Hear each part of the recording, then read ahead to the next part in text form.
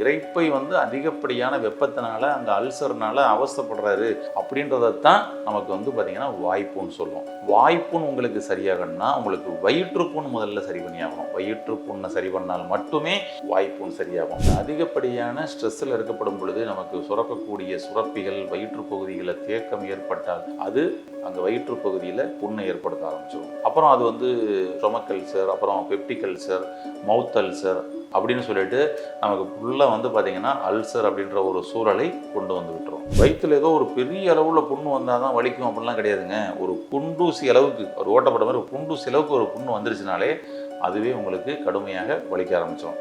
அதுபோல் தான் நம்மளுடைய உதடுகளில், நாக்குகளில் வர்றது. இதுக்கெல்லாம் நம்ம என்ன பண்ணலாம் அப்படின்னா, ஃபஸ்ட்டு விஷயமே நீங்கள் பார்த்தீங்கன்னா ஆயில் புல்லிங் பண்ணிடுங்க. வயிற்று புண்ணையும் வாய்ப்புண்ணையும் ஆற்றக்கூடிய ஒரு தன்மை நம்முடைய மணத்தக்காளிக்கு இருக்குது. இந்த மணத்தக்காளி கீரை எடுத்து அந்த மணத்தக்காளி கீரையோட பாசிப்பருப்பு, இந்த பாசிப்பருப்பு போட்டு நல்லா அப்படியே கடைஞ்சிருங்க. நல்லா வேக வச்சு அதை கடைஞ்சு ரெடி பண்ணிக்கங்க. இது கூட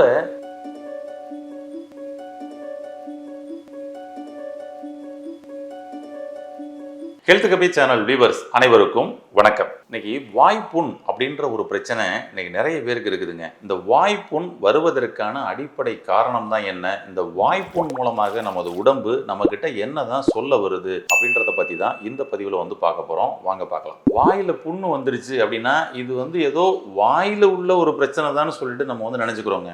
நம்ம ஃபுல்லாக பார்த்தீங்கன்னா மவுத்தில் உள்ள இன்னர் தாடை முழுவதும், பல்லோட இடுக்குகளில், உதடோட உள்பகுதிகளில், இப்படி நம்மளுடைய வாய் முழுவதும் பார்த்தீங்கன்னா சிலருக்கு புண்ணு ஏற்படுது. இந்த புண்ணு வந்துருச்சுன்னா நம்ம வாயில தான் ஏதோ பிரச்சனை போல அப்படின்னு சொல்லி நம்ம நினைச்சுக்கிறோம். ஃபர்ஸ்ட் அதுதான் இல்லைங்க. நம்மளுடைய உடலில் மொழியானது உடலில் உள்ளுறுப்புகளில் ஏதாவது பாதிப்பு ஏற்பட்டால் அந்த பாதிப்பை இது மாதிரி வாய்ப்புண் மூலமாக நமக்கு சொல்ல வரும். இது மூலமா கூட நமக்கு சொல்லும் அப்படின்னு சொல்லி சொல்றேன். சரிங்களா? அப்போ வாய்ப்புண் மூலமா அப்படி என்னதாங்க சொல்ல வருது அப்படின்னு சொன்னோம்னா, ஃபர்ஸ்ட் விஷயம், உங்களுக்கு வாய்ப்புண் இருக்குது அப்படின்னா உங்களுக்கு வயிற்றுப்புண் இருக்குன்னு அர்த்தம். அதாவது உங்களுடைய இரைப்பையில், வயிறுனா அந்த டோட்டலா சேர்ந்தது தாங்க வயிறு. ஆனா நமக்கு இரைப்பை அப்படின்னு சொல்லி ஒன்று இருக்கும், ஸ்டொமக். ஏன்னா நம்ம ஸ்டொமக்னு உடனே டோட்டலா இதுதான் ஸ்டொமக்னு சொல்லி சொல்லுவோம். இது ஃபுல்லா பாத்தீங்கன்னா அப்டமன். ஓகேங்களா? இந்த அப்டமனுக்குள்ள நம்மளுடைய கல்லீரல் இருக்குது, மண்ணீரல் இருக்குது, சிறுகுடல் இருக்குது. இந்த அப்டமனுக்குள்ள இவங்க எல்லாம் இருக்கிறாங்க. ஆனா வயிறுக்குள்ள வயிறு மட்டும்தான் இருக்குது. அதாவது இரைப்பை, அதான் வயிறு. ஓகேங்களா? அந்த இரைப்பைக்குள்ள ஏதோ புண்ணு இருக்கு. இரைப்பை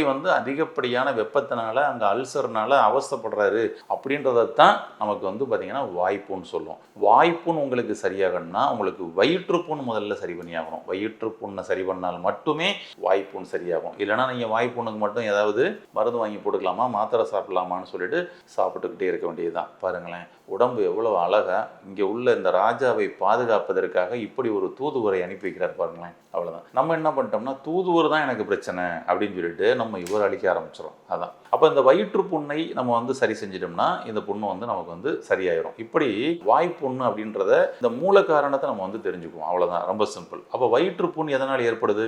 ஃபர்ஸ்ட் விஷயம் பார்த்தீங்கன்னா, நீங்கள் அதிகப்படியான இன்டைஜஷன் பிரச்சனைகள் இருக்கிறீங்கன்னா, ஜீரணம் சரியில்லாத பிரச்சனைகள் இருக்கிறீங்கன்னா, வயிற்றுப்புண், வாய்ப்புண் வருவதற்கு இது ஒரு அடிப்படை காரணமாக அமையுது. ஆனால் அதை விட இன்னொரு விஷயம் என்னன்னா, ஸ்ட்ரெஸ் இருந்தீங்கன்னு வச்சுங்க, அதிகமான ஸ்ட்ரெஸ்ஸில் இருக்கிறீங்க. அப்போ அதிகப்படியான ஸ்ட்ரெஸ்ஸில் இருக்கப்படும் பொழுது பசியே எடுக்க மாட்டேங்குதுங்க அப்படின்னு சொல்லி சொல்லுவாங்க. சரிங்களா? ஆமாம், சில பேருக்கு ஸ்ட்ரெஸ்ஸில் அதிகமாக பசிக்குதுன்னு உள்ளே போயிட்டே இருக்கும். ஓகேங்களா? இந்த அதிகப்படியான ஸ்ட்ரெஸ்ஸில் இருக்கப்படும் பொழுது நமக்கு சுரக்கக்கூடிய சுரப்பிகள் வயிற்று பகுதிகளில் தேக்கம் ஏற்பட்டால் அது அங்கே வயிற்று பகுதியில் புண்ணை ஏற்படுத்த ஆரம்பிச்சிடும். அப்புறம் அது ஸ்டொமக் அல்சர், அப்புறம் பெப்டிக் அல்சர், மவுத் அல்சர் அப்படின்னு சொல்லிட்டு நமக்கு ஃபுல்லாக பார்த்தீங்கன்னா அல்சர் அப்படின்ற ஒரு சூழலை கொண்டு வந்து விட்டுரும். அப்போ ஸ்ட்ரெஸ்ஸை முதல்ல நீங்கள் ரிலீஸ் பண்ணி ஆகணும். அதுக்கப்புறம் இரைப்பையில் கார உணவுகளை மட்டுமே சில பேர் சாப்பிட்டுட்டே இருக்கிறது. ஏன்னா அந்த கார உணவுகளை மட்டுமே எடுத்துகிட்டே இருக்கிறது. அதுக்கப்புறம் பசிச்சு சாப்பிடாமல் இருக்கிறது. இப்போ பசி என்ற உணர்வு வந்தவுடன் உங்களுக்கு என்ன ஆயிரும், ஹார்மோன்லாம் ஆட்டோமேட்டிக்காக சுரந்து இரைப்பைக்குள்ளே போக ஆரம்பிச்சிடும். அப்போ அந்த நேரத்தில் நம்ம சாப்பிடாமல் இருந்தோம்னா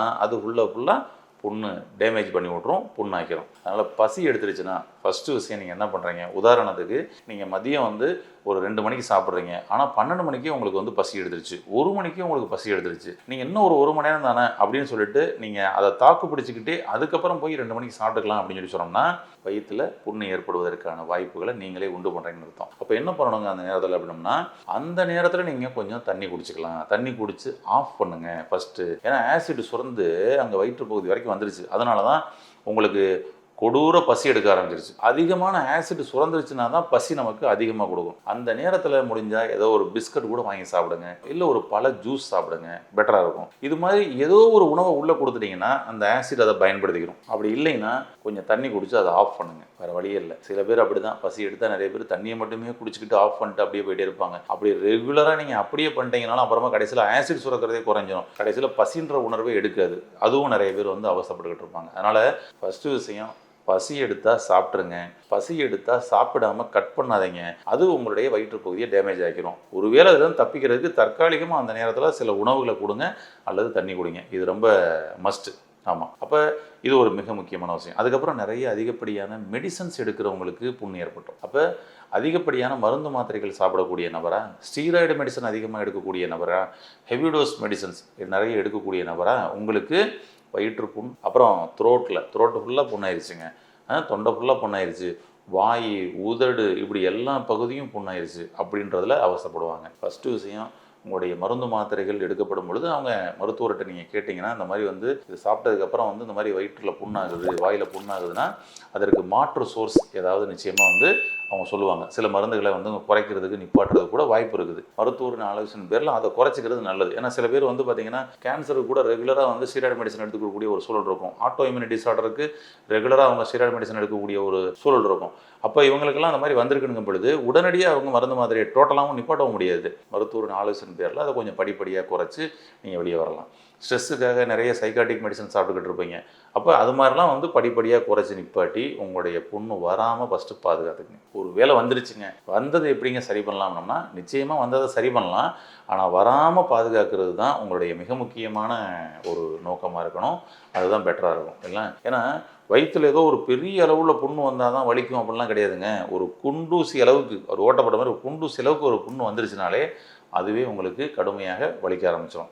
அதுபோல் தான் நம்மளுடைய உதடுகளில், நாக்குகளில் வர்றது. இதுக்கெல்லாம் நம்ம என்ன பண்ணலாம் அப்படின்னா, ஃபஸ்ட்டு விஷயமே நீங்கள் வந்து பார்த்திங்கன்னா ஆயில் புல்லிங் பண்ணிடுங்க. நிறைய பதிவுகள் நம்ம வந்து சொல்லிட்டு வரோம். ஆயில் புல்லிங் அந்த ஒரு விஷயம் ஏகப்பட்ட நோய்களை உங்களுக்கு வந்து குணப்படுத்தும். தினம்தோறும் பண்ணிக்கலாம். வாயில் புண்ணு, வயிற்றில் புண்ணு இருக்கிறவங்க தான் பண்ணணுமா? கிடையவே கிடையாது. உங்களுக்கும் வாயில் வயிற்றில் புண்ணு வராமல் இருக்கணும்னாலும் பண்ணுங்கள், பெட்டர். தினம்தோறும் செக்கில் ஆட்டின நல்லெண்ணெயில் ஆயில் புல்லிங் பண்ண சொல்கிறோம். ஓகேங்களா?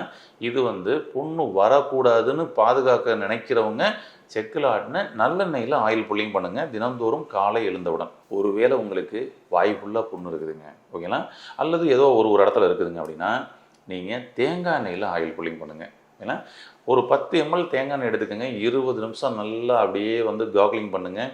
காக்லிங் பண்ணி கொப்பளிச்சு எல்லா பக்கமும் போக வச்சு துப்பிடுங்க. தேங்காய் எண்ணெயில் நீங்கள் தினம்தோறும் ஆயில் புல்லிங் பண்ணிட்டு வந்தீங்கன்னா ஒரு 15 நாள்லேருந்து 20 நாள் வரைக்கும் பண்ணுங்கள். 10 நாளில் உங்களுக்கு சரியாயிரும். சரியானதுக்கப்புறமும் திரும்ப ஒரு 10 நாள் பண்ணுங்கள். அதான் 20 days வந்து பண்ண சொல்கிறேன். பண்ணுங்கள், வாய் புண்ணும் உங்களுக்கு சரியாயிரும். இதன் மூலமாக உங்களுடைய வயிற்று புண்ணும் சரியாகும். அதுக்கப்புறம் சாப்பிட்றதுக்கு முன்னாடி ஒரு 10 நிமிஷத்துக்கு முன்னாடி ஒரு 10 ml கோகனட் ஆயில் அப்படியே டைரெக்டாக வந்து வாயில் லேசாக கொப்பளிச்சு உறிஞ்சு குடிச்சிருங்க. அது உங்களுடைய வயிற்று புண்ணை ஆற்றுறதுக்காக, ஏன்னா அந்த த்ரோட்டில் ஏற்பட்டிருக்கக்கூடிய புண்ணை ஆற்றுறதுக்காக. அது மாதிரி மட்டும் பண்ணுங்கள். டெய்லி பண்ணிட்டே வாங்க. எவ்வளவு நாளுங்க பண்ணலாம், எவ்வளவு நாள் வேணாலும் பண்ணலாம். புண்ணெல்லாம் நல்லா ஆறி சூப்பராக ஆகிற வரைக்கும். ஏன்னா இங்கே ஒவ்வொரு நபருக்கும் இது வந்து மாறுபடும். பொதுவாக நம்ம சொல்கிறது ஒரு 20 நாள் அது மாதிரி வந்து கடைபிடிங்கன்னு சொல்கிறோம்.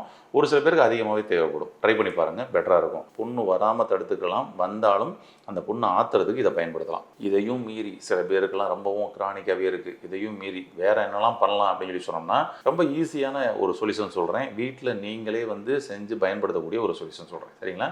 மணத்தக்காளி கீரை. மணத்தக்காளி கீரையை பற்றி உங்களுக்கு தெரியும். மணத்தக்காளி கீரை அப்படின்னாலே அது வந்து அல்சருக்கு தான் அப்படின்னு சொல்லி, அல்சர்னாலே மணத்தக்காளி கீரை தான் அப்படின்னு சொல்லி கேள்விப்பட்டிருக்கலாம். வயிற்று புண்ணையும் வாய் புண்ணையும் ஆற்றக்கூடிய ஒரு தன்மை நம்முடைய மணத்தக்காளிக்கு இருக்குது. இந்த மணத்தக்காளி கீரை எடுத்து அந்த மணத்தக்காளி கீரையோட பாசிப்பருப்பு, இந்த பாசிப்பருப்பு போட்டு நல்லா அப்படியே வந்து கடைஞ்சிருங்க. நல்லா வேக வச்சு அதை கடைஞ்சு ரெடி பண்ணிக்கோங்க. இது கூட தேங்காய் பால் எடுத்துங்க. இந்த தேங்காய் பால், மணத்தக்காளி கீரை, பாசிப்பயிறு, அவ்வளோதாங்க. இந்த காம்பினேஷன் ரொம்ப அற்புதமாக உங்களுடைய வாய்ப்புண்ணையும் வயிற்று புண்ணையும் நிரந்தரமாக ஹீல் பண்ணக்கூடிய ஒரு வேலையை அது பண்ணி கொடுத்துருங்க. ட்ரை பண்ணி பாருங்களேன் என்ன மாற்றம் நடக்குதுன்னு.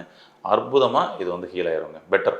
இதை பயன்படுத்துங்க. இது போக வாயில் ரொம்பவும் அதிகமாகவே புண்ணு இருக்குதுங்க, அதனால் பேச முடியல, ரொம்ப சிரமமாக இருக்குது அப்படின்றவங்க இன்னொரு ஈஸியான ஒரு டிப்ஸ் சொல்கிறேன், இதை நீங்கள் பயன்படுத்தி பாருங்கள்.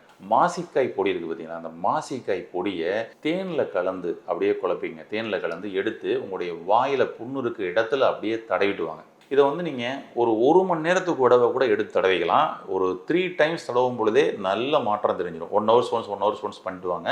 ஆட்டோமேட்டிக்காக பார்த்தீங்கன்னா அது அப்படியே அந்த புண்ணு ஹீல் ஆகிறத உங்களால் ஃபீல் பண்ண முடியும். உங்களால் ஒரு 3 டேஸ்லேயே நம்மளுடைய வாயில் இருக்கக்கூடிய புண்ணு ஆறுவதற்கு இது ரொம்ப அருமையாக சப்போர்ட் பண்ணி கொடுக்கும். மாசிக்காய் பொடி தேன் கலந்து வாயில் புண்ணு இருக்கிற இடத்துல அப்ளை பண்ணிட்டுவாங்க. இப்படி ரொம்ப எளிமையான ஈஸியான டிப்ஸு நம்மளுடைய முன்னோர்கள் பயன்படுத்திய பல விஷயங்கள் இருக்குது. இதை பயன்படுத்தி நாம் ஆரோக்கியம் அடையலாம். இதை பயன்படுத்தி வாய்ப்புண்ணை போக்கி வயிற்றில் இருக்கக்கூடிய அல்சரையும் போக்கி ஆரோக்கியம் அடைய வாழ்த்துக்கள். நன்றி. இந்த வீடியோ உங்களுக்கு பிடிச்சிருந்தா லைக் பண்ணுங்க, ஷேர் பண்ணுங்க, கமெண்ட் பண்ணுங்க. மறக்காம ஹெல்த் கஃபே தமிழ் சேனலை சப்ஸ்கிரைப் பண்ணிட்டு பெல் பட்டனை கிளிக் பண்ணிடுங்க.